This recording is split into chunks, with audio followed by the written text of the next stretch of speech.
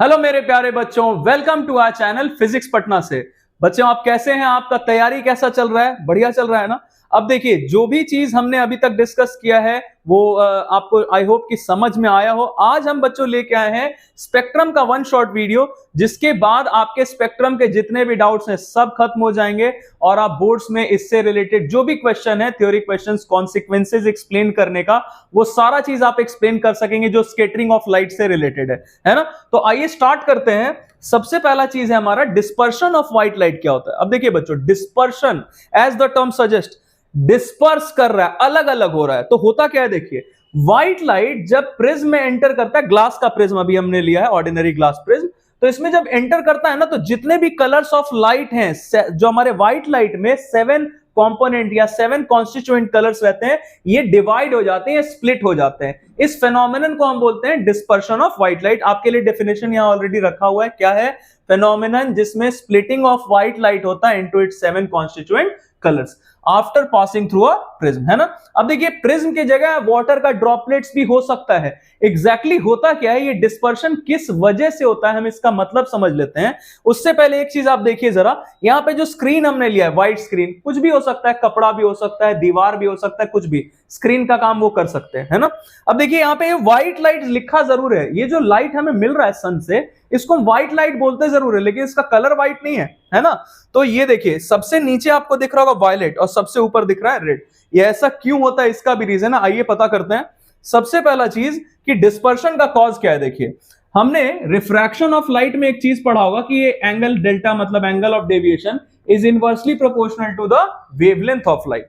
अब देखिए बच्चों, ये सारा चीज तो मैंने ऑलरेडी हमारे चैनल पे है, जो हमारा रिफ्रैक्शन ऑफ लाइट का प्लेलिस्ट है, उसमें ये सारा चीज बताया हुआ है ना? तो आप वो देख सकते हैं, आपको काफी मदद मिलेगी। अब देखिए, ये एक बार मैं आपको इसका एक रफ आइडिया दे देता हूं। जैसे लाइट रे ऐसे आ रहा था और ये उसके बाद ऐसा, पहली बार इसको एयर से ग्लास में जाना है, तो ये रहा हमारा, मान लीजिए नॉर्मल, तो ये ऐसे सीधा जाना चाहिए था, लेकिन टुवर्ड्स द नॉर्मल आ गया ऐसे बेंड करके, और फिर दोबारा यहां पे रिफ्रैक्शन होना था, जिसके वजह से क्या हुआ, ये जाना चाहिए था ऐसा सीधा, लेकिन ये नॉर्मल से और दूर होके, अवे फ्रॉम द नॉर्मल होके। क्यों? क्योंकि ग्लास से एयर में जाना है, डेंसर से रेयर, तो ये कुछ ऐसे आ जाता। अब देखिए, ये लाइट रे अगर प्रिज्म बीच में नहीं आता तो ये तो बिल्कुल सीधा ऐसे चला जाता ना, लेकिन ये अपने ओरिजिनल पाथ से देखिए इतना डेविएट करके और ऐसे आ रहा है। तो जरा हम इसको पीछे प्रोड्यूस कर लेते हैं। तो ये देखिए बच्चों, ये हमारा एंगल ऑफ डेविएशन हो गया, टोटल एंगल ऑफ डेविएशन। मतलब लाइट को जाना चाहिए था ऐसे स्ट्रेट, लेकिन थोड़ा इसका कलर चेंज कर देते हैं ताकि आपको क्लियरली दिखे। ये देखिए, इतने एंगल से ये जो है ये डेविएट करके ऐसे आ गया। तो यही हमारा एंगल ऑफ डेविएशन, जिसका फैक्टर्स अफेक्टिंग हमने पढ़ा हुआ है। अगर इसमें आपको दिक्कत है, आप मुझे बता सकते हैं, मैं इसके लिए सेपरेटली एक वीडियो अपलोड कर दूंगा, है ना? तो ये angle of deviation is inversely proportional to wavelength of light. इससे हमने एक चीज कंक्लूड किया, इससे हमें पता चल जाए कि आखिर ये होता क्यों है, डिस्पर्शन होता क्यों। अब देखिए, अलग अलग कलर्स होते हैं ना लाइट के, जैसे वायलेट से लेकर रेड तक। तो वायलेट कलर का जो हमारा वेवलेंथ बच्चों, ये सबसे कम होता है, इट इज 4000 एंगस्ट्रम अप्रोक्सीमेटली, और रेड के लिए होता है 8000 एंगस्ट्रम, है ना? तो सबसे कम जिसका वेवलेंथ है, उसके लिए एंगल ऑफ डेविएशन सबसे ज्यादा होगा। आपको दिख रहा है इनवर्सली प्रोपोर्शनल है। तो वायलेट कलर देखिए एग्जैक्टली क्या होता है इसमें।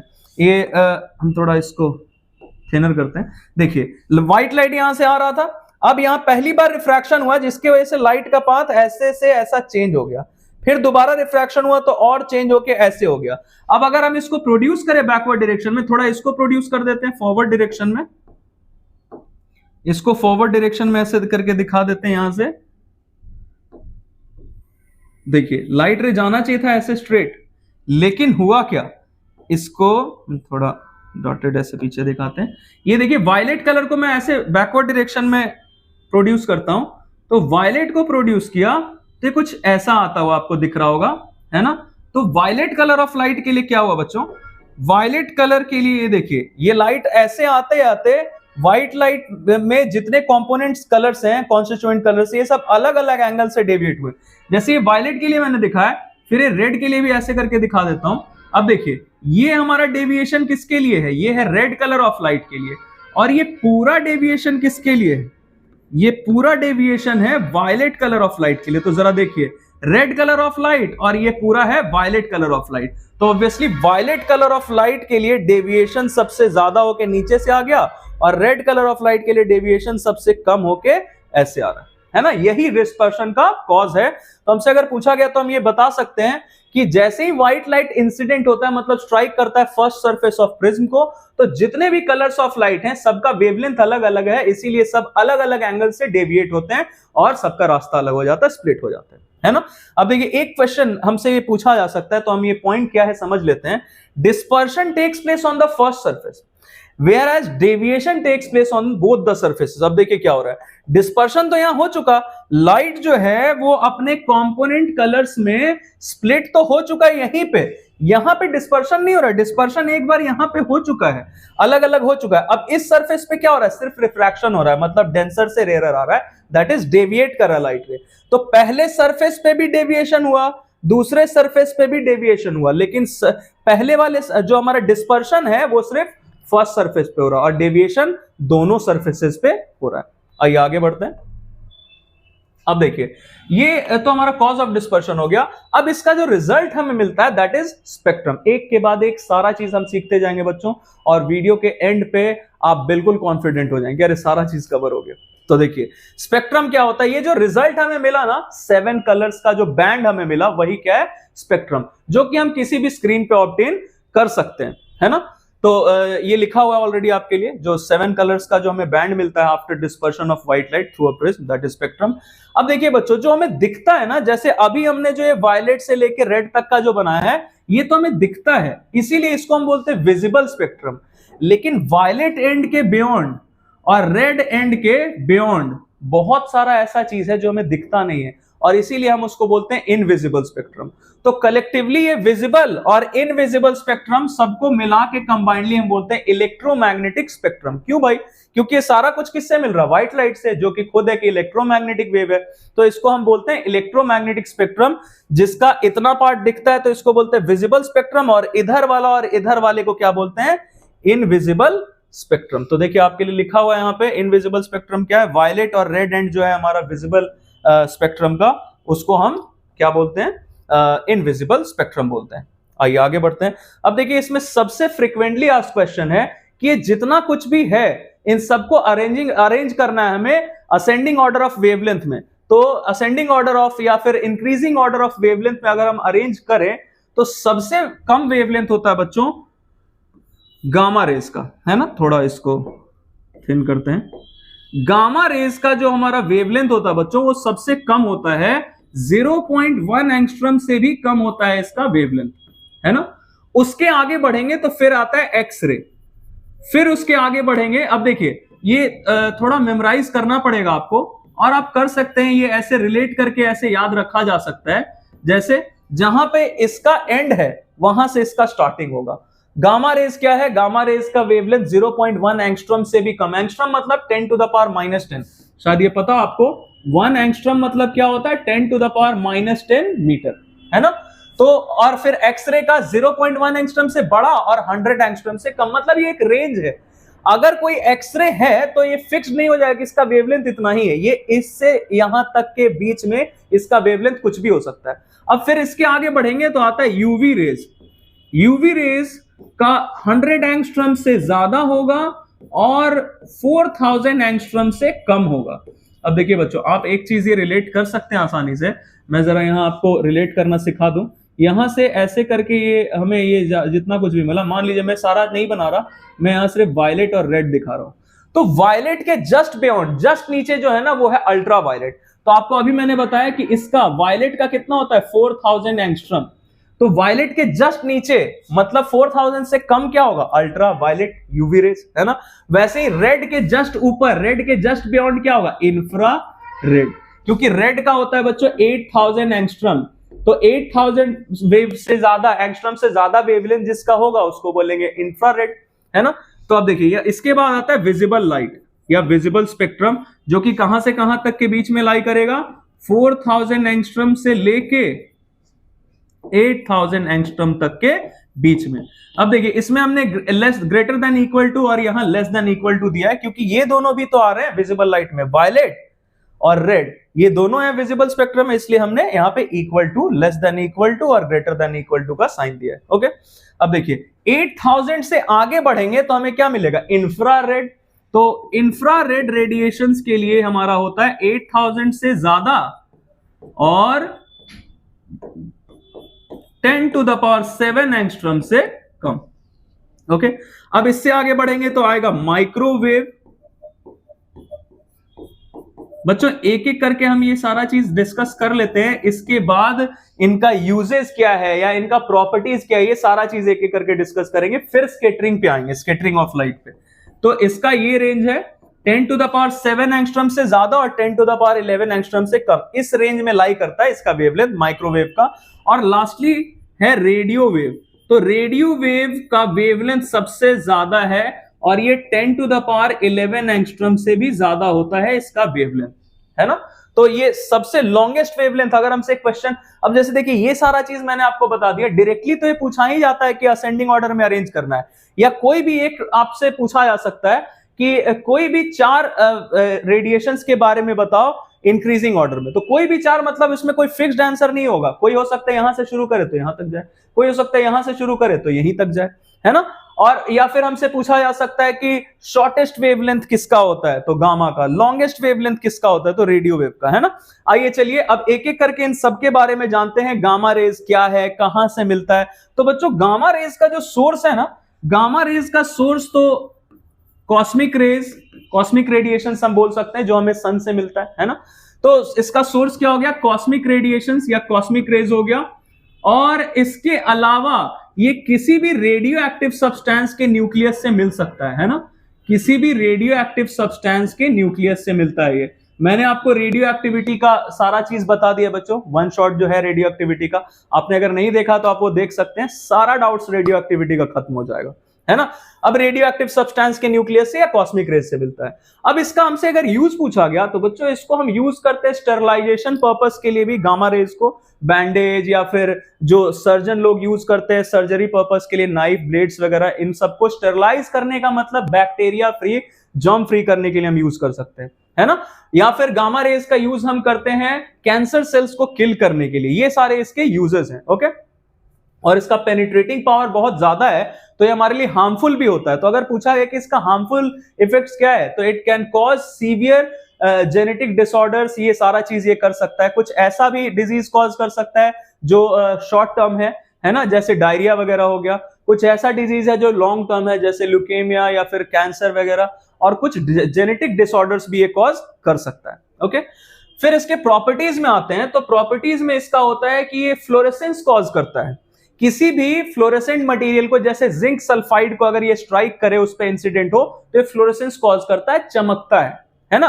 ओके, अब देखिए ये सारा तो गामा रेज के बारे में हो गया। नेक्स्ट आगे बढ़ते हैं, गामा रेज के बाद आता है बच्चों एक्स रेज। अब ये एक्स रेज का सोर्स हमसे अगर पूछा गया तो सन तो अल्टीमेट सोर्स है ही सबका।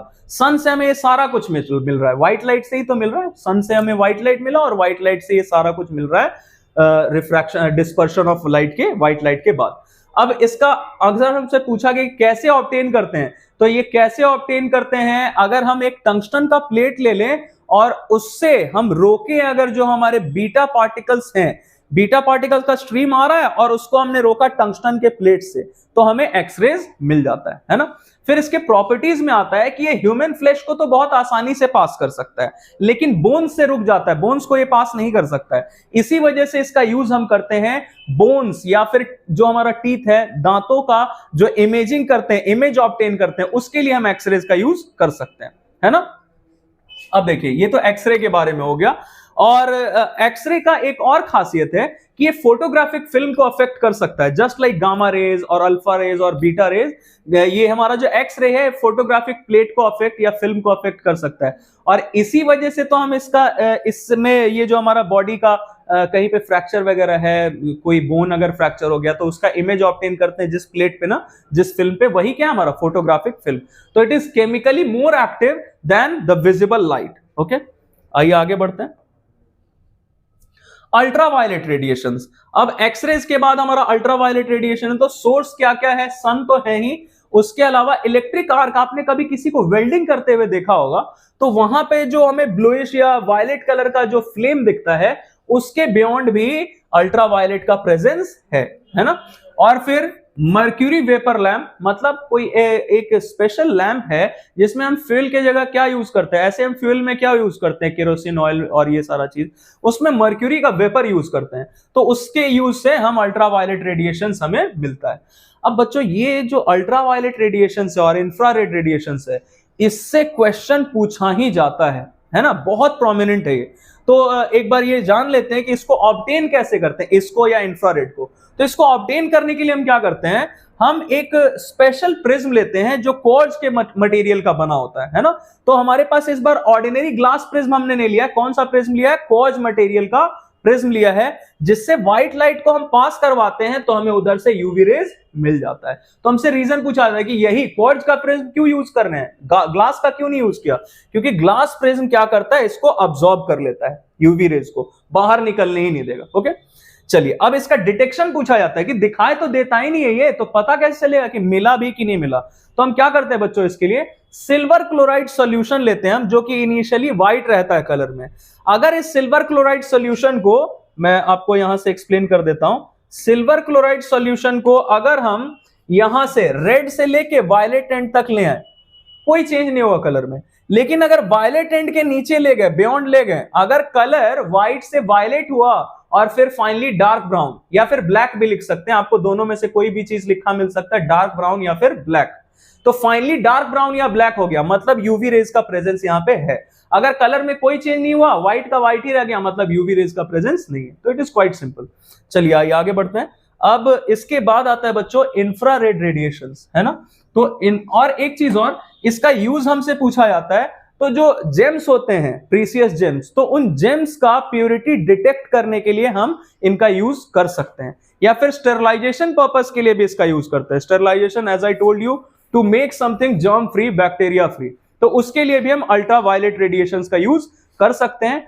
और ये स्केटर्ड ज्यादा होता है एटमॉस्फेयर में। अब एग्जैक्टली क्यों ज्यादा होता है, इसका रीजन हमें पता चल जाएगा जब अभी हम स्केटरिंग ऑफ लाइट के बारे में पढ़ेंगे। आइए आगे बढ़ते हैं। फिर आता है इंफ्रारेड रेडिएशन। विजिबल लाइट के बारे में मैंने आपको नहीं बताया, क्योंकि विजिबल लाइट के बारे में आपको पता है, ये जितना चीज हमें दिख रहा है अपने अगल बगल, वो किस वजह से दिख रहा है, विजिबल लाइट की वजह से। या प्लांट्स इसका यूज करते हैं फोटोसिंथेसिस में, अपना खाना प्रिपेयर करने के लिए। तो इंफ्रा रेडिएशन का हमसे सोर्स पूछा गया, तो सन तो होता ही, और उसके अलावा जितने रेड हॉट बॉडीज हैं ये सब उसके सोर्स है। तो रेड हॉट बॉडीज मतलब जैसे आपने कहीं पे कोई मेटल मेल्ट करते हुए देखा होगा या ग्लास मेल्ट करते हुए देखा होगा, तो ये सब रेड हॉट बॉडीज है, तो वहां इंफ्रारेड का प्रेजेंस होता है। एक्चुअली इंफ्रारेड रेडिएशन जो है, they are hot in nature, है ना, उनका प्रॉपर्टी है कि उसमें हीट एनर्जी है, वो हॉट होता है नेचर में। अब देखिए इसको ऑब्टेन कैसे करें, तो जैसे हमने क्वार्ट्ज का प्रिज्म यूज किया था अल्ट्रावायलेट के लिए, वैसे ही इस बार हम रॉक सॉल्ट प्रिज्म यूज करते हैं, है ना। रॉक सॉल्ट प्रिज्म का यूज करके हम अगर white light rock salt prism से पास किया तो उधर से हमें क्या मिलता है, infrared radiation. Again the same thing कि ग्लास का प्रिज्म क्यों नहीं यूज किया, क्योंकि ग्लास प्रिज्म क्या करेगा, इसको ऑब्जॉर्ब कर लेगा, बाहर निकलने ही नहीं देगा। अब इसका डिटेक्शन पूछा जाता है, तो डिटेक्शन के लिए हम क्या करते हैं, दिखेगा तो है नहीं, तो डिटेक्ट कैसे करेंगे, तो हमारे पास है black and bulb thermometer. Black and bulb thermometer का सिंपल मतलब क्या है मैं आपको बताता हूं। एक थर्मोमीटर हमने लिया है और उसका जो टिप होता है, जो हम माउथ के अंदर या अंडर आर्म्स में रखते हैं अपने बॉडी का टेम्परेचर मेजर करने के लिए, उसको हमने ब्लैक कलर से पेंट कर दिया, क्योंकि black colour is a good conductor of heat. और फिर अगर उसको हम यहां से वायलेट से लेके रेड एंड तक ले गए तो स्लाइटली टेम्परेचर बढ़ेगा थर्मोमीटर में। अगर रेड एंड के बियॉन्ड ले जाने पे टेम्परेचर अचानक से बहुत बढ़ गया, मतलब इंफ्रारेड का प्रेजेंस वहां पे है, और नहीं बढ़ा अचानक से बहुत टेम्परेचर, तो इंफ्रारेड का प्रेजेंस नहीं है। ओके, तो ये कुछ ऐसे क्वेश्चंस हैं बच्चों जो बहुत बार पूछे जा चुके हैं, बहुत फ्रीक्वेंटली पूछे जाते हैं, तो मैंने आपसे डिस्कस कर लिया। अब आइए आगे बढ़ते हैं। उसके बाद आता है एक चीज और, इंफ्रारेड का हमारा स्कैटरिंग कम होता है। क्यों कम होता है अभी हम डिस्कस कर लेंगे। अल्ट्रावायलेट का ज्यादा होता है, इंफ्रारेड का कम होता है। क्यों होता है हम डिस्कस कर लेंगे। अब देखिए इंफ्रारेड हमारा स्कैटरिंग इसका बहुत कम होता है, और इसके प्रॉपर्टीज हैं कि ये अगर कहीं पे बहुत कम स्कैटर्ड हो रहा है तो इसकी वजह से हम कहां पे इसका यूज करते हैं ये भी पूछा जाता है। जैसे कहीं पे अगर फॉग हो गया, मिस्ट हो गया है, हाँ, धुंध हो गया है, तो वहां पे फोटोग्राफी के लिए, वीडियोग्राफी के लिए हम इसका यूज कर सकते हैं। या फिर जैसे आपने कभी कभी देखा होगा कि किसी रूम का जो जैसे कैमरा ऑन है और स्क्रीन जो जिसपे हमें दिख रहा होता है सारे रूम का जो वीडियो चलता हुआ, तो किसी रूम में अगर लाइट वाइट सब बंद है तो हमें वहां पे ब्लैक एंड व्हाइट दिखता है उसका वीडियो आता हुआ, वो इंफ्रारेड के प्रेजेंस की वजह से है ना। तो कैमरा का यूज हम कैमरा में हम इसका यूज करते हैं जहां पे डार्क है वहां फोटोग्राफी के लिए या फॉग में फोटोग्राफी के लिए। Okay, the next thing is कि कोई थेरेपी के लिए भी इसको यूज किया जा सकता है। जैसे फिजियोथेरेपिस्ट के पास अगर कोई जाता है तो उनको अगर किसी बॉडी के किसी एक पार्ट में दर्द है, जॉइंट वगैरह में, तो वो उसके लिए, उसके ट्रीटमेंट के लिए इंफ्रारेड रेडिएशंस का यूज करते हैं, जिससे रिलैक्सेशन होता है। जो मसल्स हैं, जो जॉइंट है जहां पे दर्द है, क्योंकि वो हीट एनर्जी उसमें है इंफ्रारेड में, तो वो रिलैक्सेशन प्रोवाइड करता है। इसके अलावा हम वॉर सिग्नल्स में भी इसका यूज करते हैं या फिर रिमोट कंट्रोल में यूज करते हैं। आपने देखा होगा जो हमारे टीवी का रिमोट है या किसी भी डिवाइस का रिमोट है, तो उसमें जो आपको बल्ब जलता हुआ दिखता है वो तो रेड है कलर में, वो आपको दिख रहा है। इंफ्रारेड आपको दिख नहीं रहा है। इंफ्रारेड यहां से एमिट होता है और उसके सेंसर तक जाता है ना। तो इसी से हमारा रिमोट कंट्रोल का काम होता है, किसी भी चीज का रिमोट कंट्रोल का। आइए आगे बढ़ते हैं। फिर इसके बाद है माइक्रोवेव। तो माइक्रोवेव बच्चों ऐसे सन से तो सोर्स तो है ही, सन इसका हमें मिल ही रहा है, और उसके अलावा हम इसे खुद से भी प्रोड्यूस कर सकते हैं। एक इलेक्ट्रॉनिक डिवाइस है जिसको हम बोलते हैं क्रिस्टल ऑसिलेटर, तो इसके हेल्प से हम इसको प्रोड्यूस कर सकते हैं माइक्रोवेव्स को। अब इसको यूज कहां करना है? घर में तो हम यूज करते हैं इसका, माइक्रोवेव ओवन में खाना पकाने के लिए, आपने देखा ही होगा ओवन, तो उसमें माइक्रोवेव का यूज करते हैं। या फिर सैटेलाइट कम्युनिकेशन के लिए भी हम इसका यूज करते हैं, है ना। आइए आगे बढ़ते हैं। इसके बाद है रेडियो वेव। अब देखिए बच्चों, रेडियो वेव हम कहां पे यूज करते हैं? एक चीज होता है हमारा रडार, जो आपने साउंड चैप्टर में पढ़ा होगा, रेडियो डिटेक्शन एंड रेंजिंग। तो रडार में हम रेडियो वेव्स का यूज करते हैं। या फिर जो हमारे टीवी या रेडियो का जो हमारा प्रोग्राम हम टीवी पे या रेडियो पे सुनते हैं, तो रेडियो एंड टेलीविजन के ट्रांसमिशन के लिए भी इसका यूज करते हैं। तो it was all about dispersion. अब आइए हम आगे बढ़ते हैं स्कैटरिंग की तरफ। स्कैटरिंग ऑफ लाइट क्या होता है? और एक चीज और बच्चों, कुछ प्रॉपर्टीज है जो सारे इलेक्ट्रोमैग्नेटिक वेव्स में कॉमन है, जितना अभी तक हमने डिस्कस किया, गामा रेज से लेके रेडियो वेव्स तक। अब इसमें अगर हमसे प्रॉपर्टीज पूछा जाता है तो जो मैंने आपको बताया वो सारा तो आप बता ही सकते हैं, और उसके अलावा अगर कुछ मिसिंग है तो आप इन 5 में से कोई भी एक बता सकते हैं, कोई भी एक प्रॉपर्टी आप बता सकते हैं, क्योंकि ये सब में कॉमन रहेगा, है ना। अब देखिए, इलेक्ट्रोमैग्नेटिक वेव सब है, किसी को मीडियम का रिक्वायरमेंट नहीं। दूसरा, जितना भी है सबके लिए स्पीड यही रहेगा, एयर में या फिर वैक्यूम में। तीसरा, जितने भी ये सब हैं, गामा रेज से लेके अल्ट्रावायलेट, इंफ्रारेड, माइक्रोवेव, रेडियो, सब के सब रिफ्लेक्शन और रिफ्रैक्शन सफर करेंगे। चौथा चीज कि ये इलेक्ट्रिकल या मैग्नेटिक फील्ड में कोई भी डिफ्लेक्ट, मतलब कोई भी अपने रास्ते से डेविएट नहीं होता है, क्योंकि किसी पे भी चार्ज है ही नहीं, तो इलेक्ट्रिक मैग्नेटिक फील्ड में डिफ्लेक्ट नहीं करेंगे। लास्ट वाला है बच्चों, इसको हम थोड़ा ऊपर करते हैं। ये देखिए, ये जितने भी वेव्स हैं सब ट्रांसवर्स होते हैं नेचर में। बच्चों ये ट्रांसवर्स कैसे होते हैं? इलेक्ट्रोमैग्नेटिक वेव जितने भी हैं सब ट्रांसवर्स होते हैं नेचर में, और ये आपका होमवर्क है एक तरीके से। आप इस पे रिसर्च करेंगे, आप सोचेंगे कि इलेक्ट्रोमैग्नेटिक वेव्स ट्रांसवर्स क्यों होते हैं नेचर में। अगर हो गया तो बहुत अच्छी बात है, नहीं हुआ तो आप मुझे कमेंट सेक्शन में बता सकते हैं। I shall upload a short video for that also, जिससे आपको इसका आइडिया मिल जाएगा। चलिए आइए आगे बढ़ते हैं। नेक्स्ट है scattering of light. Scattering of light में क्या होता है? As the term suggest, scattering मतलब क्या होता है? बिखर गया। तो लाइट भी बिखरता है, तो उसके लिए हम ये टर्म यूज करते हैं, स्कैटरिंग ऑफ लाइट। अब एग्जैक्टली होता क्या है देखिए, it is the absorption and re-emission of light by an air molecule और अ डस्ट पार्टिकल।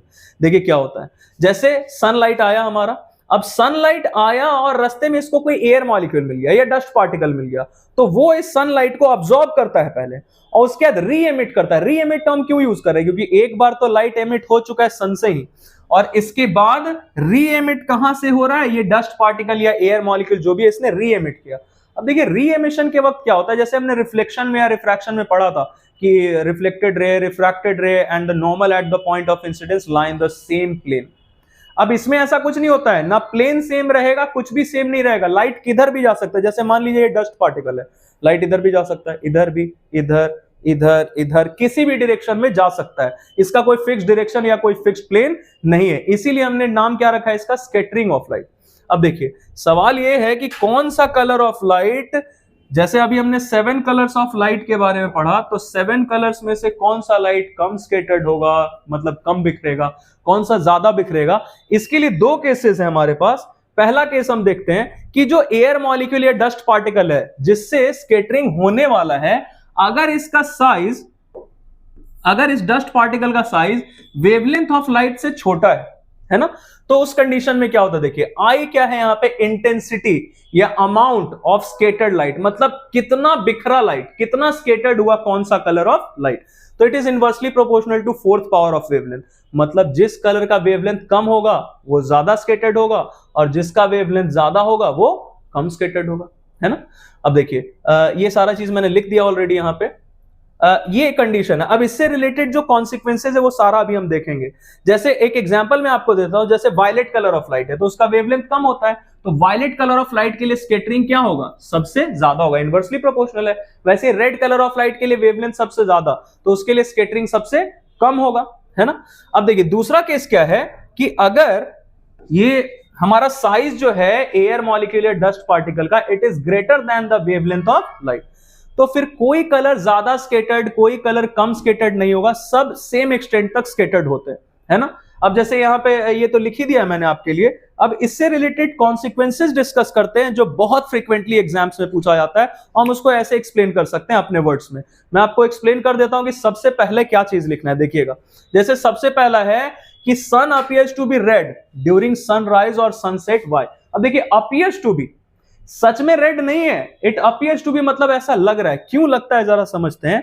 सनराइज के वक्त या सनसेट होने वक्त सन का डिस्टेंस हमारे अर्थ से, मतलब जो ऑब्जर्वर है हमसे, मैक्सिमम होता है, तो सनलाइट को मैक्सिमम डिस्टेंस कवर करना है हमारे आंखों तक पहुंचने के लिए। अब होता क्या है, रास्ते में डस्ट पार्टिकल, एयर मॉलिक्यूल ये सब मिले, स्कैटरिंग ऑफ लाइट हुआ। अब जरा सोचिए, वायलेट का वेवलेंथ सबसे कम या फिर इंडिगो, ब्लू, इन सब का कम है, तो इन सब का स्कैटरिंग क्या होगा, ज्यादा होगा, इन सब के लिए स्कैटरिंग ज्यादा होगा। और रेड कलर ऑफ लाइट जिसका वेवलेंथ सबसे ज्यादा है 8000 एंगस्ट्रॉम, उसके लिए स्कैटरिंग सबसे कम होगा, मतलब बिखरेगा सबसे कम रेड कलर ऑफ लाइट, मतलब वहां से सन से शुरू हुआ चलना और बिना इधर उधर बहुत बिखरे हुए हमारे आंख तक पहुंच गया। तो the sunlight that reaches our eyes, that reaches us is rich in red colour, सबसे ज्यादा उसमें रेड कलर प्रेजेंट रहता है, इसीलिए हमें रेड कलर दिखता है इसका, सन का, है ना। दूसरा देखिए क्या है, ब्लू कलर ऑफ स्काई। अब देखिए एग्जैक्टली ब्लूइश नहीं बोल सकते हैं, इसमें इंडिगो या वायलेट इन सब का मिक्सचर रहता है, लेकिन हम ब्लू अगर हमसे पूछा गया तो हम सिर्फ ब्लू के बारे में एक्सप्लेन करेंगे कि ब्लू क्यों दिखा, क्योंकि ब्लू कलर ऑफ लाइट का वेवलेंथ कम है, इसलिए वो ज्यादा स्कैटर्ड होगा, तो चारों तरफ कौन बिखरा हुआ है, ब्लू कलर बिखरा हुआ है, इसलिए हमें ब्लूइश दिखता है sky. Okay, and I suggest you one more thing, आप ये सारा चीज जो थियोरेटिकली एक्सप्लेन करते हैं उसके साथ ये जरूर लिख दीजिएगा एग्जाम में, इसका अच्छा इंपैक्ट होता है ना। कहीं अगर थ्योरी में आपने कुछ छोड़ भी दिया है या ग्रामेटिकल मिस्टेक या कुछ भी ऐसा, तो उसके लिए आपके मार्क्स कट नहीं होंगे, ये देख के आपको मार्क्स मिल जाता है ना। आइए आगे बढ़ते हैं। Black colour of sky in the absence of atmosphere, why.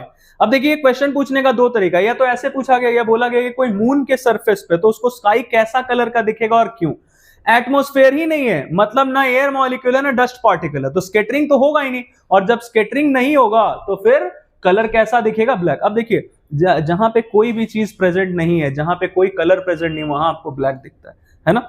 Okay, next thing, white colour of cloud. अब देखिए क्लाउड किस चीज का बना हुआ है, वाटर मॉलिक्यूल्स का, और ये जो वाटर मॉलिक्यूल्स हैं इनका साइज बड़ा होता है वेवलेंथ ऑफ लाइट से, तो जितने कलर्स ऑफ लाइट है सबका स्कैटरिंग सेम एक्सटेंट तक होगा, मतलब कोई ज्यादा या कोई कम स्कैटर्ड नहीं होगा। हमें सन का रेड कलर क्यों दिखा, क्योंकि बाकी सब स्कैटर्ड हो गए इधर उधर बहुत, और सबसे कम हुआ रेड, तो रेड पहुंच गया आंख तक। लेकिन इस कंडीशन में क्या हो रहा है, जितने कलर्स हैं सब स्कैटर्ड होंगे सेम एक्सटेंट तक, मतलब सब ओवरऑल मिलके हमें कैसा कलर दिखेगा, व्हाइट कलर ऑफ क्लाउड दिखेगा, क्योंकि कोई कम और कोई ज्यादा स्कैटर्ड नहीं हुआ।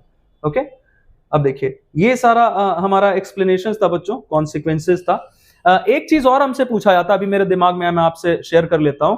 जितने भी जो व्हीकल्स रहते हैं उनका जो टेल लैंप रहता है, जो पीछे का लाइट रहता है, वो रेड कलर का ही रहता है। इसका भी रीजन क्या है, रेड कलर सबसे कम स्कैटर्ड होता है, तो वहां से हमारे आंख तक पहुंच गया। या डेंजर सिग्नल भी रेड कलर का होता है, क्यों, क्योंकि वहां से डायरेक्टली हमारे आंख तक पहुंच गया बिना ज्यादा स्कैटर्ड हुए। आजकल मैंने देखा है कुछ लोगों को ब्लूइश कलर का लाइट लगा लेते हैं व्हीकल में, लेकिन ऐसा नहीं करना चाहिए क्योंकि ब्लू कलर का स्कैटरिंग ज्यादा होता है, अब आपको ये पता चल गया है। तो इस वजह से ब्लू कलर का अगर आप लाइट लगा रहे व्हीकल में तो इट इज क्वाइट डेंजरस, पीछे वाले को दिखेगा ही नहीं, है ना, तो काफी डेंजरस है। खैर, तो आई होप मैंने आपको जो ये सारा चीज बताया बच्चों, ये आपको समझ में आओ, अच्छा लगा। अगर ऐसा है तो please do like our video and subscribe our channel. And मैंने ये चीज देखा है बच्चों कि काफी सारे बच्चे देख रहे हैं, है ना, लेकिन सब्सक्राइब नहीं कर रहे हैं, तो आप प्लीज सब्सक्राइब करिए, इससे हमारा भी मोटिवेशन होता है। ओके।